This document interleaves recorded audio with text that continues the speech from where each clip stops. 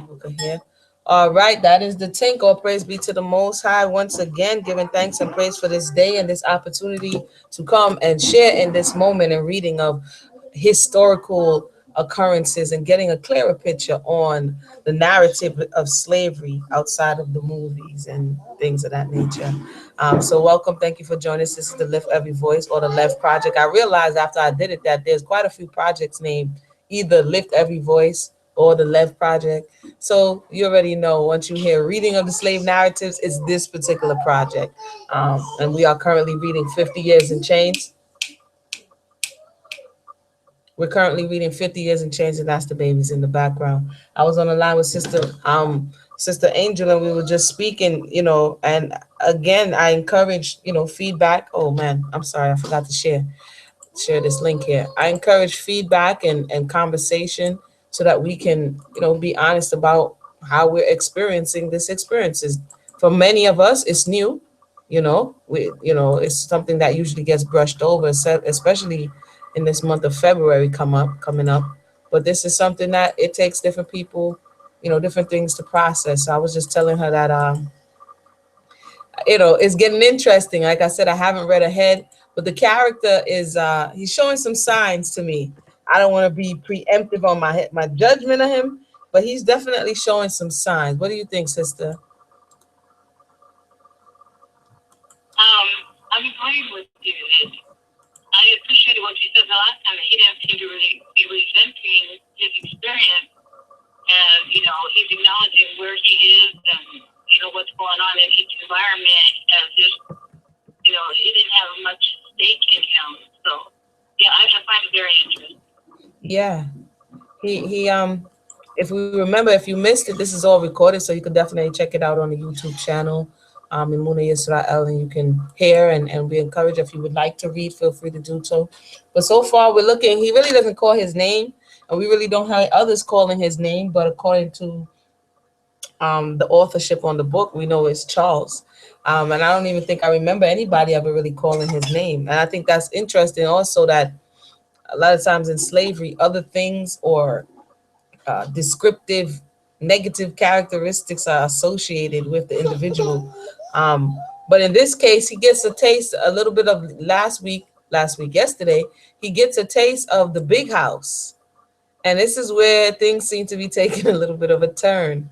He gets a taste of going in there because of his skills in fishing. I'm not going to go into the fullness. If you missed it, definitely go and check it out. But now I notice his verbiage is changing. He's making the comparative for those who are inside the house and those who are outside the house. And it seems that he likes eating meat. And so the fact that he is able to eat meat in the house, I think he kind of likes the scraps literally off the master's table. So we're going to go ahead and read chapter 11. We're going to be, after today, more than halfway through the narrative. And so for those who join us every week or hear us on the replay, it's a beautiful thing. He got beyond a murder trial, a bootleg murder trial, no less. You guys can't, the babies are trying to hijack me for my tea. No, you can't take all the tea, no. They're trying to hijack me for my tea here. But yeah, so if we don't have any questions or comments at this time, we're gonna get started. One moment. This is chapter 11. Let me make sure everything is a go. Everything is a go. It says, early in March, my scene, which I forgot to look that word up. So I'm gonna look that word up now because I don't like to keep saying words. Bear with me just 1 second. I believe it's a fish in net, but I don't want to mislead. So let's just check what that word means really quickly. Yeah, fishing net that hangs vertically in the water, having floats at the upper edge and sinkers at the lower. Boom. So that's what he's making. He's making a fishing net, so we could proceed. Early in March, my scene being now completed, my master told me I must take with me 3 other black men and go to the river to clear out a fishery. This task was a disagreeable job, for it was nothing less than dragging out the river all the old trees and brush that had sunk to the bottom within the limits of our intended fishing ground. My master's eldest son had been down the river and had purchased 2 boats to be used. He got ideas. To be used at the fishery. But when I saw them, I declared them to be totally unfit for the purpose. They were all battered and so leaky that they would not have supported the weight of a seine and the men necessary to lay it out. I advised the building of 2 good canoes from some of the large yellow pines in the woods. My advice was accepted, and together with 5 other hands, I went to work at the canoes, which we completed in less than a week. So far, things were pretty well, and I flattered myself that I should become the head man at this new fishery and have the command of the other hands. I also accepted, sorry, the babies are moving around. 1 minute, please. I'm gonna have to get mommy on y'all real quick. Shiloh, sorry. I also expected that I should be able to gain some advantage to myself for disposing of a part of the small fish that might be taken at the fishery. I reckoned without my host. My master had only purchased this place a short time before he bought me. Before the time he did not own a place on the river, fit for the establishment of a fishery.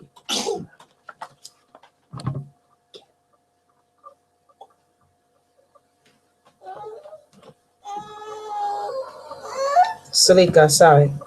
His lands adjoined the river for more than a mile in extent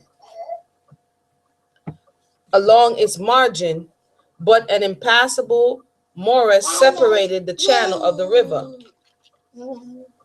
from the firm ground all along his lines. He had cleared the highest parts of his morass or swamp and had here made his rice fields, but he was as entirely cut off from the river as if an ocean had separated from him. On the day that we launched the canoes into the river, and while we were engaged in removing some snags and old trees that had stuck in the mud near the shore, an ill-looking stranger came to us and told us that our master had sent him to take charge of the fishery and superintended all the work that was to be done at it. This man, by his contract with my master, was to receive a part of all the fish caught in lieu of wages and was invested with the same authority over us that was exercised by the overseer in the cotton field. Give me 1 second. I'm going to have to take a little 2-second break to get some stuff in order as they think I'm distracted and want to do what they want to do. But I'm going to have to play one of the songs that I have copyright to. So please stick with us. This is 50 Years in Chains. Give me 1 second here. I'm going to take a little 3-minute break and I'm going to be right back. So don't change that dial. I'll play you a little Milk and Honey. I hope you enjoy the song and I'll be right back.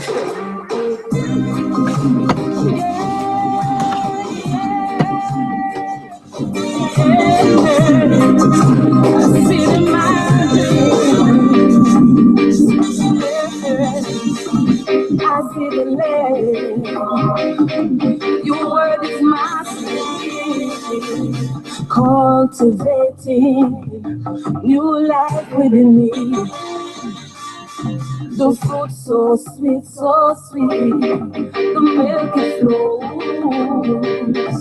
When you promise me, I just can't wait to go. So sweet, so sweet, so sweet to my soul. Can't wait to taste it, can't wait to go. So sweet, sweet to my soul. Can't wait to taste it. Tired of being in bondage, trapped in my own mind. Tired of being hungry with no food to find. Lost in the confusion, babbling on the mind. Tired of all the fighting and all the daily grind. I'm talking to myself, can't find nobody else. Crying out for help, got to me so often said. Gonna change my mind, cause I'm running out of time. So sweet, so sweet to my soul. Can't wait to taste it, can't wait to taste. So sweet, sweet to my soul. Can't wait to taste it. Israel till I die, put my signature to the skies. On the most high, fruitful and be multiplied. Prophet Jordan upon the side, 12 tribes we must realize. Righteous blessing monopolize, milk and honey won't deny. Stand firm, won't compromise. Hear the falls and the widow's cry. Grab my sword, bring Babylon down. Bit the sea, won't dry ground. Kill my enemies, crush the crown. Yo, I hate, worry now. Zion, take your bow. Put in the south. So sweet, so sweet, so sweet to my soul. Can't wait to taste it, can't wait to go. So sweet, sweet to my soul. Can't wait to taste it. What a land so sweet, everything I wanna eat. Cause you promised me, do good and live righteously. What a land so sweet, so sweet. No idolatry, no hypocrisy, no fantasy. no more vanity. Living humbly in unity, in safety. There I wanna be, where I wanna be, there I wanna be. All right, that is Sojourner and Aki and Sojourner, myself and my husband. YouTube don't let me play other songs, so I had to give y'all a little bit of So Sweet while I was dealing with these So Sweet babies. Um, so now everybody's tucked away here so that they're not just roaming as I am reading. Um, so thank everybody for joining us once again. This is the LEV Project, Lift Every Voice. We're currently in 50 Years and Change, chapter 11, about 6 paragraphs in. So you haven't missed much. I soon found that I had cause to regret my removal from the plantation. It was found quite impossible to remove the old logs and other rubbish from the bottom of the river without going into the water and wrenching them from their places with long handspikes. In performing this work, we are obliged to wade up to our shoulders and often to dip our very heads underwater in raising the sunken timber. However, within less than a week, we had cleared the ground and now began to haul our seine. At first, we caught nothing but common river fish, but after 2 or 3 days, we began to take shad. One of the common fish, such as pike, perch, suckers, and others, we had the liberty of keeping as many as we could eat. But the misfortune was that we had no pork or fat of any kind to fry them with. Boy, he likes. And for several days, we contented ourselves with boiling them on the coals and eating them with our cornbread and sweet potatoes. He could have roasted it. But we could have lived well if we had been permitted to boil the shad on the coals and eat them, for a fat shad will dress itself if being broiled, and it's very good without any oily substance added to it. All the shad that we caught were carefully taken away by a black man who came 3 times every day to the fishery with a cart. The master of the fishery had a family that lived several miles up the river. In the summertime, he fished with hooks and small nets, when not engaged in running turpentine in the pine woods. In the winter, he went back into the pine forest and made tar of the dead pine trees, but returned to the river at the opening of the spring to take advantage of the shad fishery. He was supposed to be one of the most skillful fishermen of the Congress on the Congress River, and my master employed him to be superintendent of his new fishery, under an expectation, I presume, that as he was to get a tenth of all the fish that might be caught, he would make the most of his situation. My master had not calculated with accuracy the force of habit, nor the difficulty with which men experience in conducting very simple affairs of which they have no practical knowledge. The fish master did very well for the interest of his employer for a few days, compelling us to work in hauling the seine day and night, scarcely permitting us to take rest enough to obtain necessary sleep. We were compelled to work full 16 hours every day, including Sunday. For in the fishing season, no respect is paid to Sunday by fishermen anywhere. We had our usual quantity of bread and potatoes with plenty of common fish, but no shad came to our lot, nor had we anything to fry our fish with. A broiled fish is not very good at best without salt or oil, and after we had eaten them every day for a week, we cared very little for them. For this time, our fish master began fish master began to relax in his discipline. Not that he became more kind to us or required us to do less work, but to compel us as to work all night. It was necessary for him to sit up all night and watch us. This was a degree of toil and privation to which he could not long submit. And one evening, soon after dark, he called me to him and told me that he intended to make me overseer of the fishery that night, and that he had no doubt I would keep the hands at work and attend to the business as well without him as with him. He then went into his cabin and went to bed, whilst I went and laid out the scene and made a very good haul. We took more than 200 shot at this draught, followed up our work with a great industry all night, only taking time to eat our accustomed meal at midnight. Every fisherman knows that night is the best time for shad, and the little rest that had been allowed us since we began to fish had always been from 8 o'clock in the morning until 4 in the afternoon, unless within that period there was an appearance of a school of fish in the river, when we had to rise and lay out the scene, no matter at what hour of the day. The fishmaster had been very severe with the hands since he came amongst us, and had made very free of a long hickory gad that he sometimes carried about with him, though at times he would relax his austerity and talk quite familiarly with us, especially with me, whom he perceived to have some knowledge of the business in which we were engaged.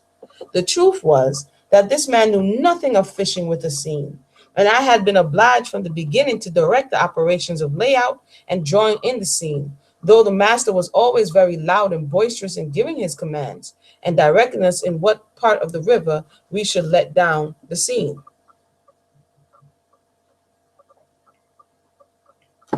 Sorry.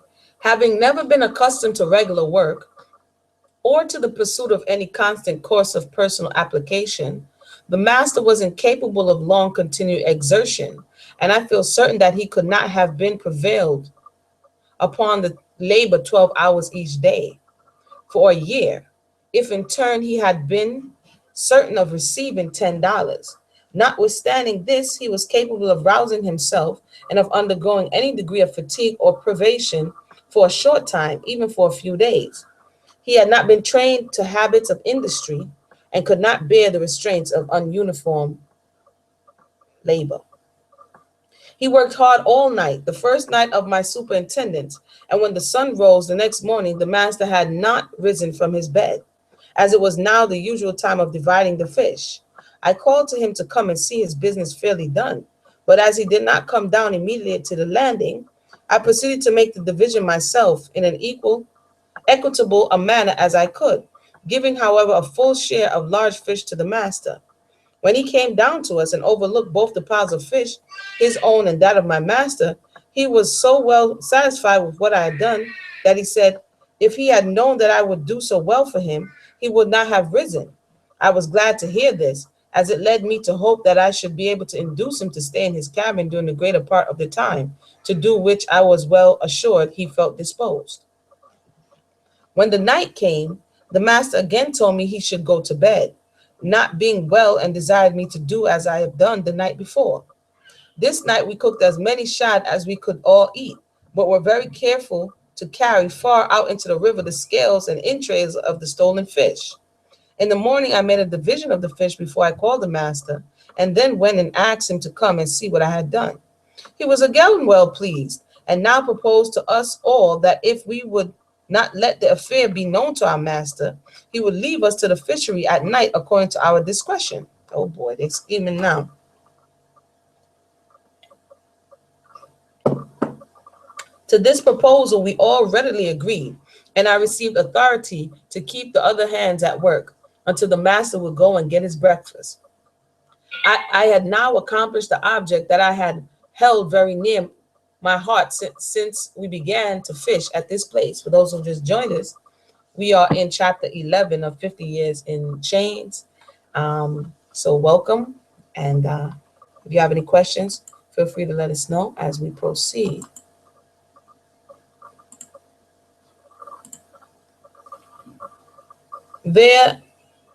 From this time to the end of the fishing season, we all lived well and did not perform more work than we were able to bear.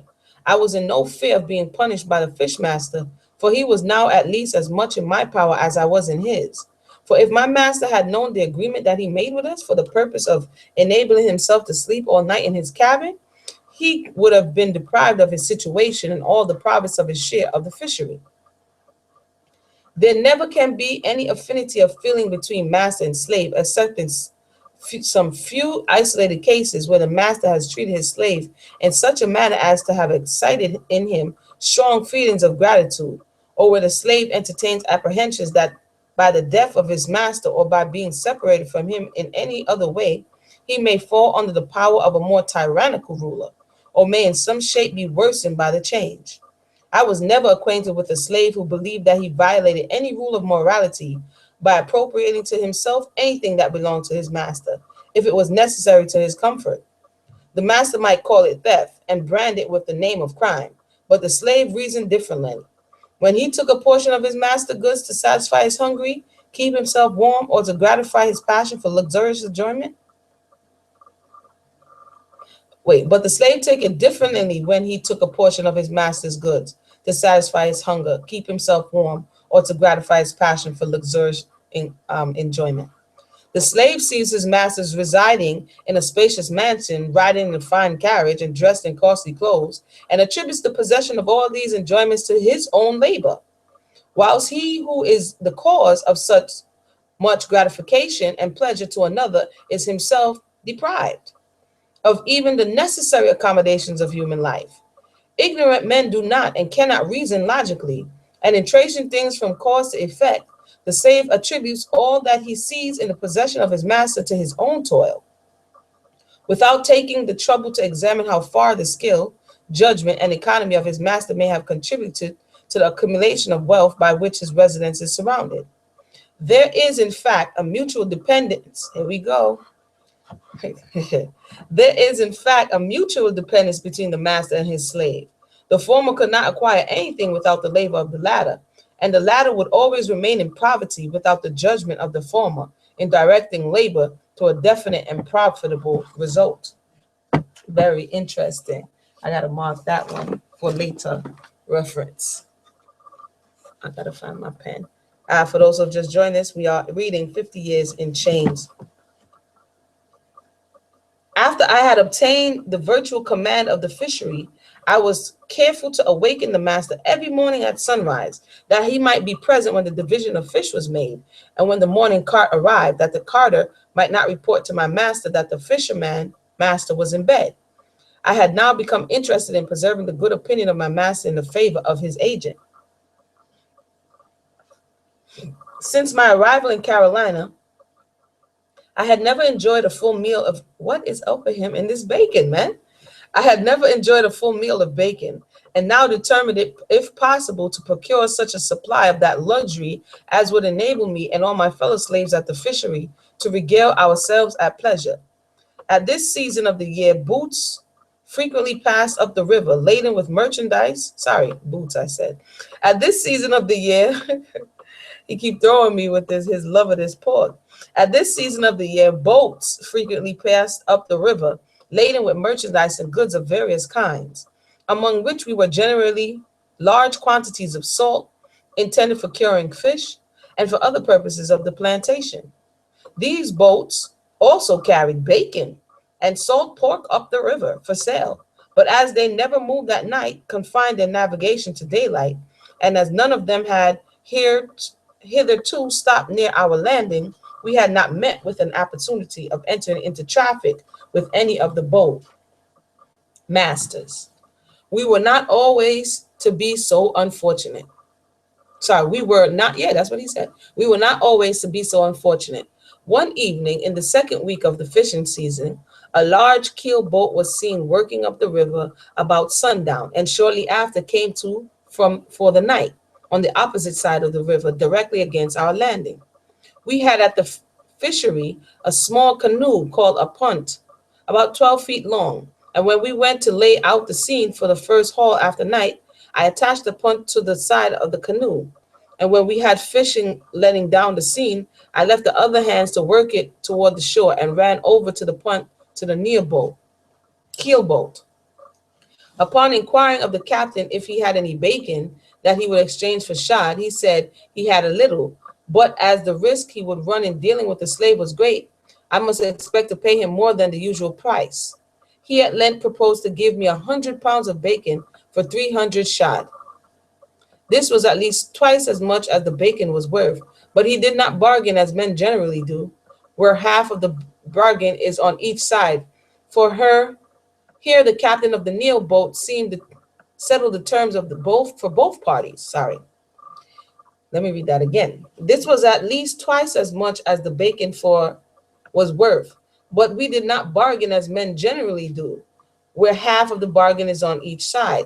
For here the captain of the keel boat settled the terms for both parties. However, he ran the hazard of being prosecuted for dealing with slaves, which is a very high offense in Carolina. And I was settling that which in point of law did not belong to me, but to which nevertheless I felt in my conscience that I had a better right than any other person. In support of the right which I felt to be on my side, in this case came a keen appetite for bacon, which settled the controversy upon the question of the morality of this traffic in my favor. Wow. It so happened that we made a good haul with our scene this evening, and at the time I returned to the landing, the men were all on shore engaging in drawing in the scene. As soon as we had taken out the fish, we placed 300 of them in one of our canoes and pushed over the keel to the keel boat where the fish were counted out, and the bacon was received into our craft with all possible dispatch. One part of this small trade exhibited a trait of human character which I think worthy of being noticed. The captain of the boat was a middle-aged, thin, shallow man with long, bushy hair, and he looked like one who valued the opinions of men but little. I expected that he would be scrupulous, that he would not be scrupulous in giving me 500 pounds of bacon, full 100 pounds of bacon. But in this I was mistaken, for he weighed the flitches with great exactness in a pair of large steel yards, and gave me good weight. When the business was ended and the bacon in my canoe, he told me he hoped I was satisfied with him and assured me that I should find the bacon excellent. When I was about pushing from the boat, he told me in a low voice, though there was none who could hear us except his own people, that he should be down the river again in about 2 weeks, when he would be very glad to buy any produce that I had for sale, adding, I will give you half as much for cotton as it is worth in Charleston, and pay you either in money or grocery as you may choose. Take care and do not betray yourself, and I shall be honest with you. I was so much rejoiced at being in possession of 100 pounds of good flitch bacon that I had no room in either my head or my heart for the consideration of this man's notions of honesty at the present time, but paddled with all strength for our landing, where we took the bacon from the canoe, stowed it away in an old salt barrel, and safely deposited in a hole dug for the purpose in the floor of my cabin. Wow, they really went hard on this. Now he goes to hide in the thing. Like, what are you gonna do with 100 pounds of pork? About this time, our allowance of sweet potatoes was withheld from us altogether in consequences of the high price paid for this article by the captains of the keel boat, for the purpose, as I heard, of sending them to New York and Philadelphia. Ever since Christmas, we had been permitted to draw on each Sunday evening, each a peck of corn, as usual, or half a peck of corn and half a bushel of sweet potatoes at our discretion.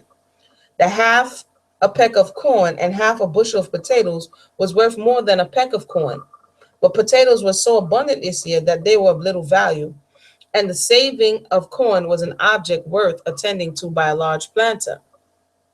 The boatmen now offered half a dollar a bushel for potatoes, and we were again restricted to our corn ration. Notwithstanding the privation of our potatoes, we at the fishery lived sumptuously, although our master certainly believed that our fare consisted of cornbread and river fish, cooked without lard or butter. It was necessary to be exceedingly cautious in the use of our bacon and to prevent the suspicions of the master and others who frequented our landing. I enjoined our people never to fry any of the meat, but to boil it all. No one can smell boiled bacon far, but fried flinch can be smelled a mile by a good nose. We had 2 meals every night, one of bacon and the other one of fried shad, which nearly deprived us all appetite for the breakfast and dinners that we prepared in the daytime, consisting of cold cornbread without salt and broiled fresh water fish without any sort of seasoning. We spent more than 2 weeks in the happy mode of life, unmolested by our master, his son, or the master of the fishery, except when the latter complained rather than threatened us, because we sometimes suffered our seine to float too far down the river and get entangled among some roots and brush that lay on the bottom, immediately below our fishing ground. We now expected every evening to see the return of the boatman who had sold us the bacon, and the man who was with me in the canoe at the time we received it had not forgotten the invitation of the captain to trade with him in cotton on his return. My fellow slave was a native of Virginia, as he told me, and he had been sold and brought to Carolina about 10 years before this time. He was a good-natured, kind-hearted man and did many acts of benevolence to me, such as one slave is able to perform for another. And I felt a real affection for him, but he had adopted the too common rule of moral action that there is no harm in a slave robbing his master. The reader may suppose from my account of the bacon that I too had adopted this rule as a part of my creed, but I solemnly declare that this was not the case, and that I never deprived anyone of all the master that I have served of anything against his consent, unless it was some kind of food, and that of all I ever took, I am confident. I've given away more than half to my fellow slaves, who I knew to be equally needy with myself.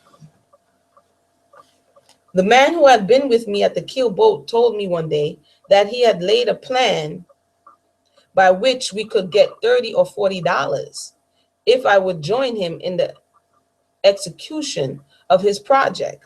$30 or $40 was a large sum of money to me. I had never possessed so much money at one time in my life, and I told him I was willing to do anything by which we could obtain such a treasure. He then told me that he knew where the mule and cart that were used by the man who carried away our fish were kept at night, and that he intended to set out on the first dark night and go to the plantation, harness the mule to the cart, go to the cotton gin house, put 2 bags of cotton into the cart, bring them to a thicket of small pines that grew over the river bank a short distance below the fishery, leave them there until the keel boat should return. All that he desired of me to make some excuse for his absence to the other hands and assist him to get the cotton into the canoe at the coming of the boat. Now they scheming. I disliked the whole scheme, both on the account of his iniquity and of the danger which attended it. But my companion was not to be discouraged by all the arguments which I could use against it, and said, if I would not participate in it, he was determined to undertake it alone, provided I would not inform against him. To this I said nothing, but he had so often heard me express my detestation of one slave betraying another that I presume he felt easy on the score. The next night, by 1 after this conversation, was very dark, and when we went to lay out the scene after night, Nero was missing. The other people inquired of me if I knew where he was, and when I replied in the negative, little more was said on the subject, it being common for the slaves to absent themselves from the habitations at night, and if the matter is not discovered by the overseer or master, nothing is ever said of it by the slaves. The other people supposed that in this instance, Nero had gone to see a woman who lived with him as his wife on a plantation a few miles down the river, and were willing to work a little harder to permit him to enjoy the pleasure of seeing his family. He returned before day and said that he had been to see his wife, which satisfied the curiosity of our companions. that the very next evening after Nero's absence, the keel boat descended the river, came down on our side, hailed us at the fishery, and drawing in it the shore below our landing, made her ropes fast among the young pines of which I had spoken above. After we made our first haul, I missed Nero, but he returned to us before we had laid out the scene, and told us that he had been in the woods to collect some light wood, dry resinous pine, which he bought on his shoulder. When the morning came, the keelboat was gone, and everything wore the ordinary aspect about our fishery. But when the man came with the mule and the cart to take away the fish, he told us that there was great trouble on the plantation. The overseer had discovered that someone had stolen 2 bags of cotton that the last night, and all the hands were undergoing an examination of the subject. The slaves on the plantation, one and all, denied having any knowledge of the matter, and as there were no evidence against anyone, the overseer threatened at the time he left the quarter to whip every hand on the estate for the purpose of making them discover who the thief was. The slaves on the plantation differed in opinion as to the perpetrator of this theft, but the greater number concurred in charging it upon a free Negro man named, if they don't stop charging, Yishmael, who lived in a place called the White Oak Woods, and followed making plows and harrow frames. He also made handles for hoes and framework of cart bodies. So now they're about to blame the free man. This man was generally reputed a thief for a great distance around the country, and the black people charged him with stealing the cotton on no other evidence than his general bad character. The overseer, on the other hand, expressed his opinion without hesitation, which was the cotton had been stolen by some of the people on the plantation and sold to a poor white man who resided at the distance of 3 miles back in the pine woods, and was believed to have dealt with slaves as a receiver of their stolen goods for many years. This white man was of a class of poor cottagers.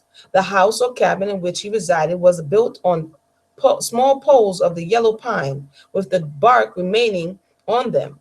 The roof was of a clapboards of pine, and the chimney was made of sticks and mud raised to the height of 8 or 10 feet. The appearance of the man and his wife was such as one might expect to find at such a dwelling.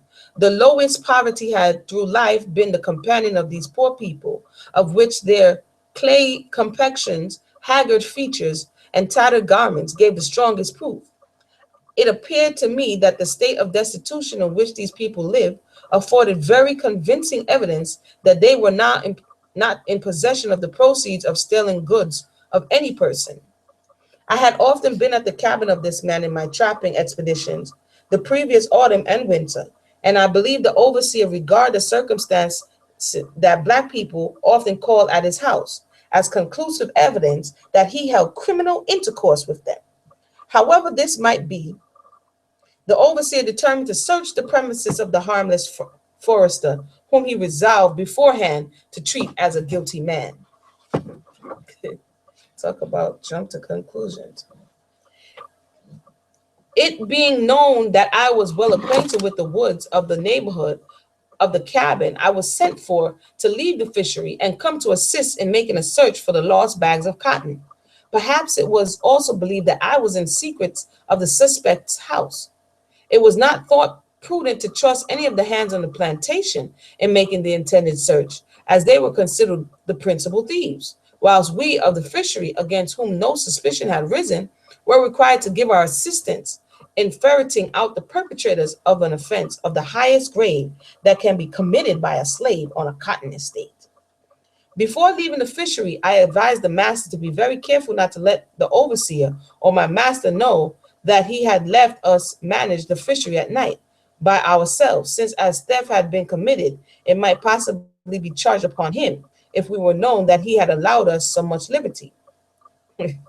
I said this to put the master on his guard against surprise and to prevent him from saying anything that might turn the attention of the overseer to the hands of the fishery.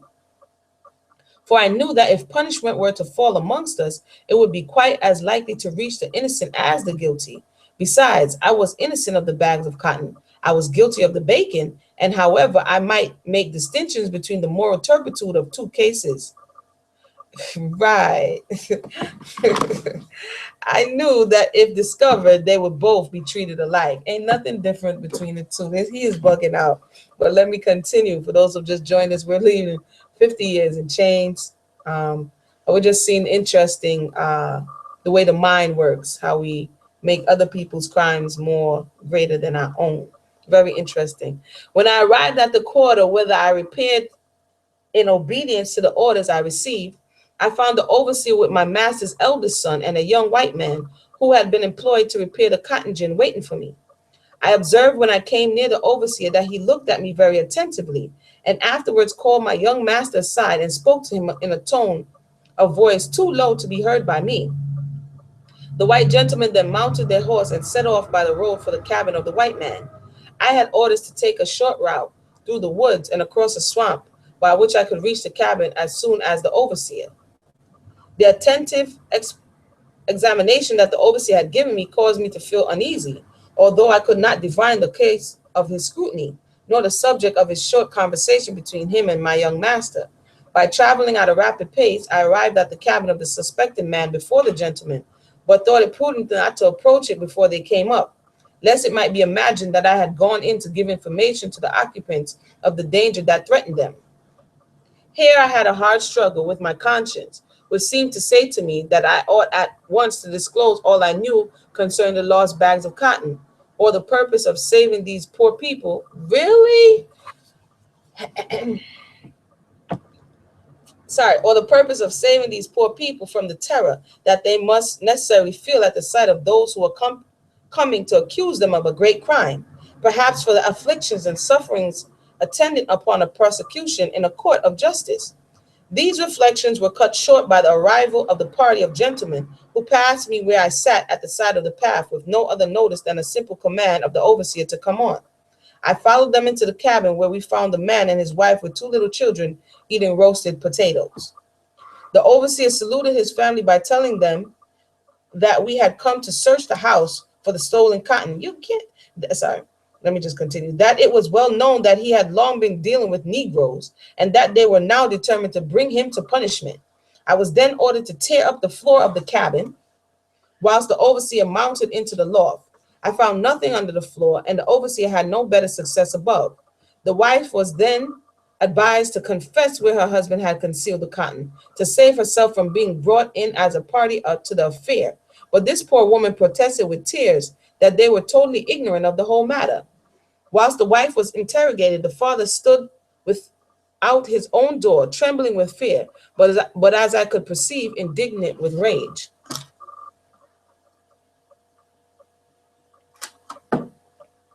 The overseer, who was fluent in the use of profane language, exerted a high degree of his vulgar eloquence upon these harmless people, whose only crime was their poverty, and whose weakness alone had invited the ruthless aggression of their powerful and rich neighbors. Finding nothing in the house, the gentleman set out to scour the woods around the cabin, and commanded me to take the lead in tracing out treetops and thickets where it was most likely that the stolen cotton might be found. Our search was in vain, as I knew it would be beforehand, but when weary of ragging in the woods, the gentleman again returned to the cabin, which we now found without inhabitants. The alarm caused by our visit and the manner in which the gentleman had threatened this lonely family had caused them to abandon their dwelling and seek safety in flight. The door of the house was closed and fastened with a string to a nail in the post of the door. After calling several times for the fugitive and receiving no answer, the door was kicked open by my young master. The few articles of miserable furniture that the cabin contained, including a bed made of flags, were thrown into a heap in the corner, and fire was set to the dwelling by the overseer. Wow. We remained until the flames had reached the roof of the cabin. How you burn down the people's house? We remained until the flames had reached the roof of the cabin, when the gentlemen mounted their horses and set off for home, ordering me to return by way that I had come. When we again reached the house of my master, several gentlemen of the neighborhood had assembled, drawn by common interest that is felt among the planters to punish theft, and particularly a theft of cotton in the bag. My young master related to his neighbor with great apparent satisfaction the exploits of the morning, said he had routed one receiver of stolen goods out of the country. He routed one receiver of stolen goods out of the country, and that all others of his character ought to be dealt with in the same manner.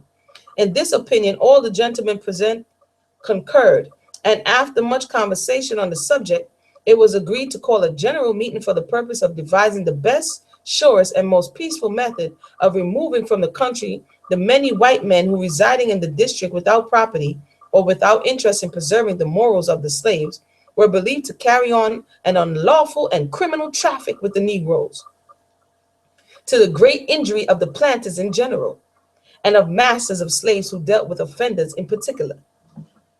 I was present at this preliminary consultation, which took place at my master's cotton gin, whether the gentleman had repaired for the purpose of looking at the place where the cotton had been removed. So many cases of this forbidden traffic between the slaves and these white Negro dealers, as they were termed, were here related by different gentlemen, and so many white men were referred to by a name as being concerned in this criminal business, that I began to suppose the losses of the planters in this way must be immense. This conference continued till I had totally forgotten the scrutinizing look that I received from our overseer at the time I came up from the fishery in the morning. But the period had now come when I again was to be reminded of this circumstance. For on a sudden, the overseer called me to come forward and let the gentleman see me. I again felt a sort of vague and undefinable apprehension that no good was to grow out of this examination of my person. But a command of our overseer was not to be disobeyed. After looking at my face with a kind of leer or side glance, one of the gentlemen, who was an entire stranger to me and whom I had never seen before, said, "Boy, you appear to live well. How much meat does your master allow you in a week?" I was almost totally confounded at the name of meat and felt the blood rush to my heart, but nevertheless forced a sort of smile upon my face and replied, "My master has been very kind to all his people of late, but has not allowed us any meat for some weeks. We have plenty of good bread and abundance of river fish, which together with the heads and rolls of the shad that we have salted at the landing makes a very excellent living for us. Though if master would please to give us a little meat now and then, we should be very thankful for it." This speech, which contained all the eloquence I was master of at the time, seemed to produce some effect in my favor, for the gentleman said nothing in reply until the overseer, rising from a board on which he had been sitting, came close up to me and said, "Charles, you need not to tell lies about it. You have been eating meat. I know you have. No Negro could look as fat and sleek and black and greasy." I got to read that again. What in the world? All right, sorry.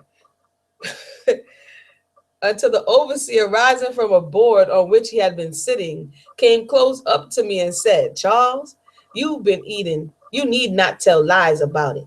You've been eating meat. I know you have. No Negro could look as fat and sleek and black and greasy as you if he had nothing to eat but cornbread and river chubs. You do not look at all as you did before you went to the fishery. And all the hands on the plantation have had as many chubs and other river fish as they could eat, as well as you, and yet they are as poor as snakes in comparison with you. Come, tell the truth. Let us know where you get the meat that you've been eating, and you shall not be whipped." I begged the overseer and the other gentlemen not to ridicule or make sport of me because I was a poor slave and was obliged to live on bread and fresh water fish, and concluded this second harangue by expressing my thankfulness to God Almighty for giving me such good health and strength as to enable me to do my work, and look as well as I did upon such poor fare, adding that if I only had as much bacon as I could eat, they would soon see a man of different appearance from what I know exhibited. "None of you Palavir," rejoined the overseer, "why, I smell the meat in you this moment. Do I not see the grease as it runs out of your face?" I was by this time in profuse sweat, caused by the anxiety of my feelings, and simply said, "Master sees me sweat, I suppose." All the gentlemen present then declared with one accord that I must have been living on meat for a long time, as no Negro who had no meat to eat could look as I did. And one of the company advised the overseer to whip me and compel me to confess the truth. I had no doubt, but this advice would have been practically followed had it not been for a happy though dangerous suggestion of my own mind at this moment. It was no other than a proposal on my part that I should be taken to the landing, and if all the people there did not look as much like meat eaters as I did, then I would agree to be whipped in any way the gentleman should deem expedient. This offer on my part was instantly accepted by the gentlemen, and it was agreed among them that they would all go to the landing with the overseer, partly for the purpose of seeing me condemned by judgment to which I had voluntarily chosen to submit myself, and partly for the purpose of seeing my master's new fishery.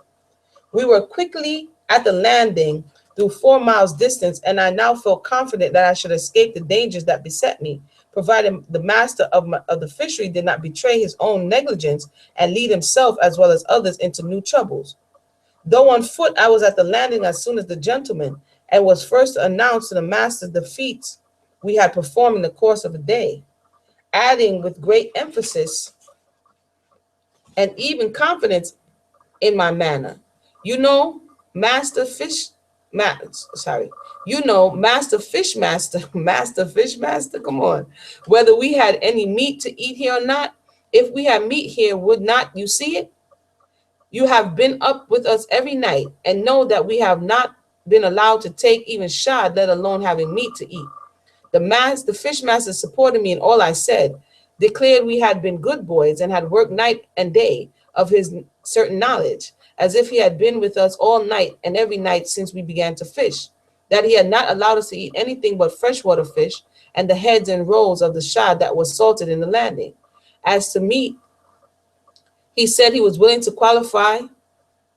be qualified on a cartload of testaments that there have not been any pound at the landing since the commencement of the season, except that which had been in his own cabin.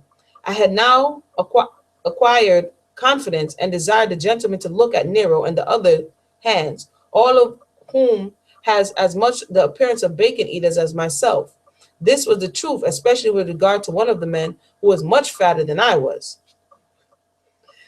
The gentlemen now began to doubt the evidence of their own senses, which they had held infallible heretofore. I showed the fine fish that we had to eat, cat, perch, mullets, especially 2 large pikes that had been caught today, and assured them that upon such fare as this, men must needs get fat.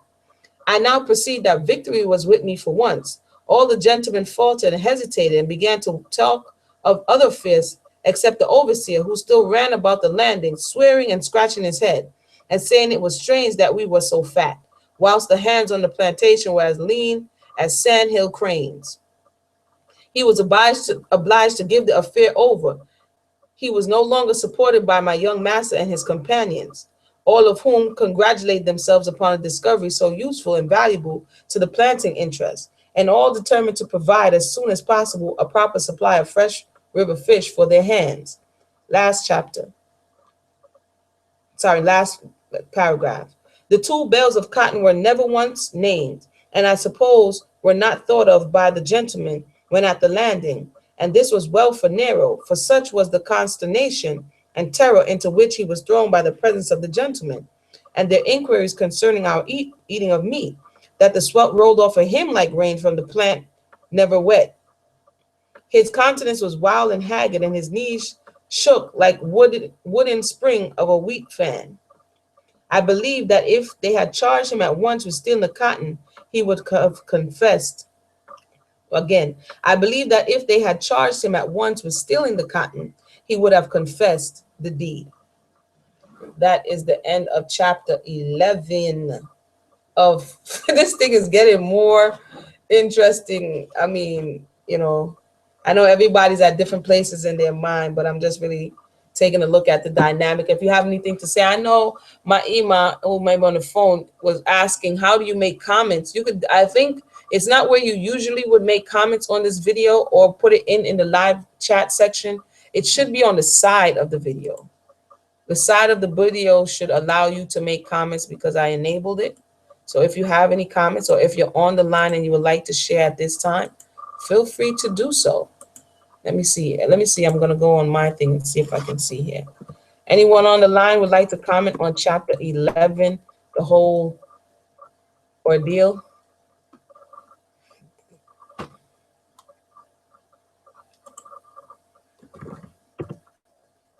Maybe they have their phones on mute.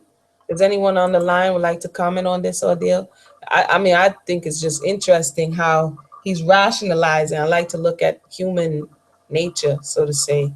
And just to hear how he's rationalizing, I guess, the theft of cotton because it's not food is different from the theft of the food, as he said, that a lot of slaves felt. And still today, those who work for others feel as though because they're not being paid what they're worth, that they can definitely avail themselves to the services of the employer, aka the master. And so that was interesting to see him, plainly state it, but then at the same time, not admit that, I'm stealing for whatever reason, that he's stealing. I hear someone coming on the line. Would you like to comment? Yeah. Okay. Well, Miss B, my mother, how are you? Here, I can understand what's going on from their perspective. You can visualize what's going on, and they're like, alrighty then. He was willing to justify his behavior in comparison to the others. Yeah. So, alright. It's interesting. What did you think of another thing that struck me as interesting was they have a saying in the Caribbean that thief no likes to thief with long bag, meaning a thief doesn't like to see a other thief. And the conscience of the ruling class at this time and the length that they went to without evidence to burn down someone else's home, not finding just on a suspicion. And what they're willing to, go ahead. No, and at the same time use the justification that because they're poor and they don't own any property, they are in cahoots with those who they think are in the same, the slaves that are in the same category as the poor whites. Right. So, and and they need to get off. They need to be. I forgot the word they use. They need to not be in their own space because they're not upholding, quote unquote, the landowner's principles who does have the property and the slaves. But never mind that the property that they have is based off of someone else's labor, of which you are not, what you're not rightfully paying for. So I just think it's, like you said, I think it's interesting. Not only did they have an indifference to the enslaved peoples, like you said, they were also indifference to the poor people that was amongst them, and had no pity or mercy. When you're saying you stole someone, you're stealing someone's labor, and you don't think anything's wrong with that. But then at the same token, no one shouldn't steal from you. One more question that it struck me was when he demands that you must be eating meat because you're not supposed to look that good.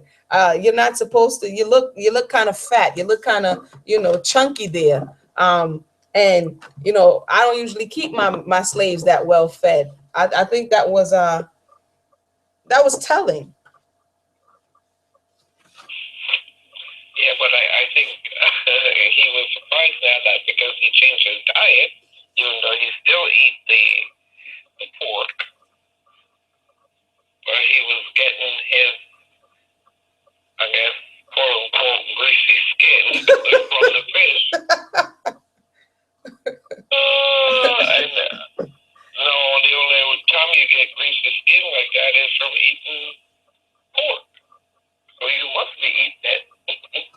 Yeah, he says, I smell Yeah. pork on you, Charles. I think, and I was just saying earlier that you really don't hear him call his name. And right after I say that in this chapter, he addresses him and tries to coerce him into telling him, you know, I'm not going to beat you, but tell me if you've been eating pork. Because basically, I guess they're trying to follow the trail of he says, Charles, you need not tell lies about it. You have been eating meat. I know you have no Negro could look as fit, as fat and sleek and black and greasy as you if you had nothing to eat but cornbread and river chubs. So he knows that, listen, I'm keeping you in this state. I'm keeping you deficient, and I know it. That's what it said to me, that Yeah. and I know it, because I know that if I fed you in a different manner, you wouldn't look so poor and raggedy. You know, I don't know. It's very interesting. Did you have anything else to say at this time? No, I wanna comment on the chapter before that. Okay. When I think it's chapter 10, regarding the two men that had taken the young lady and she ended up dying. Yes, yes. And they laid them out for the buzzards and the John Crows to pick at them while they were still alive until they end up. You know, I could visualize that it was going to work this morning. It's like dead carcasses on the road. Uh-oh. And when there is dead carcasses on the road, you see a whole lot of John Crows, because they're the one that picks at it till there's nothing left. That was the thought. That was the picture that came to mind this morning. I'm like, whoa. That's kind of. That came to your mind. Yeah, imagine that, like you said, they laid them out and all of them conceded, like, this is a great idea right here. And they actually let them eat them alive. Yeah, that's kind of inhumane. Yeah. So as we're seeing, you know, there was a lot of inhumanity, not only to the so-called black population, but also the poor population who did not fit into their thought process of what was the well-to-dos. I guess, like they said, this was a big plantation owner, and it's almost like drunk with power. You know, it's almost like I'm unstoppable. So far, we've seen vigilante justice everywhere. There's no court, there's no ruling, there is no trial, there's no, let me see if you're actually guilty of this. It's literally, I said it, so it must be so, and I'm going to take action now. And if it had happened in this day and time, you would heard that the person was crazy and delusional. But this is a very interesting part of this country's history, that there was a lot of this type of, you know, like someone said, kangaroo court type activity. You know, come over here, let me whistle. What you think we should do? I think we should do such and such. It's done. You know, and you take someone's life on that, which is unjust. Which is unjust. Yeah. Well, I'm quite sure all of this recounting of his experience is never printed in a textbook. So when you are learning about the actual thought processes and reasoning as to why one concludes this, you'll never know. From a totally different perspective. Definitely. It's interesting.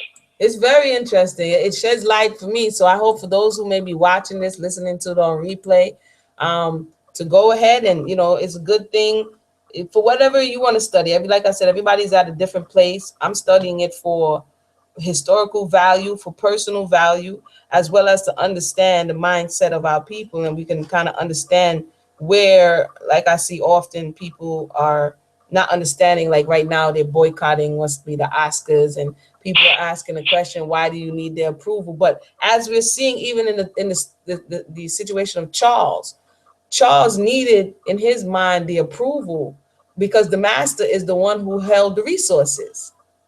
And so even though he was like he said, the fisherman didn't know what he was doing, but nonetheless, he was put in charge.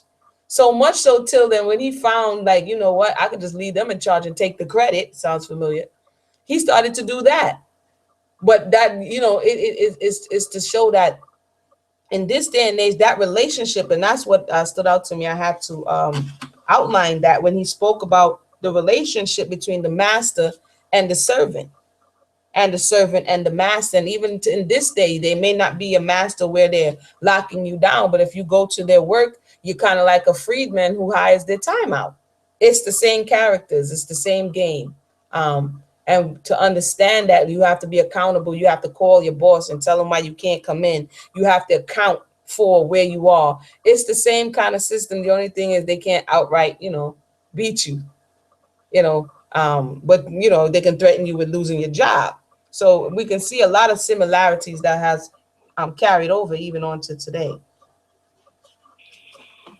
Yeah, the system sets up the same way. Same system. He would say in the other chapters, the overseer comes out, and you report to work today. You don't report to work today, he write a little slip and send it to the big house. You understand? You calling out sick, okay, and they writing you up, and then they check on your thing. You called out this amount of times. That means it's the same kind of system. But again, very interesting to look at the psychology.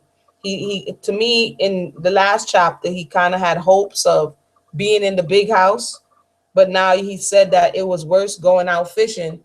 At first, he was saying it was worse going out fishing than staying in the plantation when they had him cleaning out the boggy swamps and things of that nature. But now he's found a way to eat, and he seems to like fish and meat and, pork and stuff. So to him, it's an opportunity. So I look forward to chapter 12.